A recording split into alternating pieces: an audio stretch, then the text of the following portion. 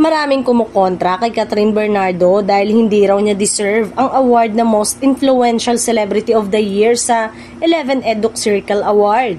Sabi nga nila, may ibang artista na totoong influential na naglalabas ng boses nila sa mga panahong kailangan talaga.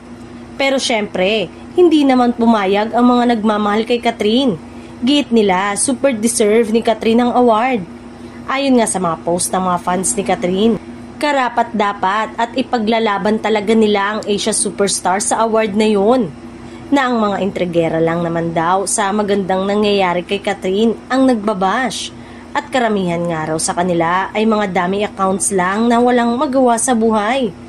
Hindi rin naniniwala ang mga solid Catherine fans na paandar ng iba na kesyo may backlash na at humina na ang suportan na tatanggap ng aktres mula sa mga fans, lalo na at kung ang patuloy pa rin na pagsipa ng mga likes at komento na papuri ang natatanggap ni Catherine.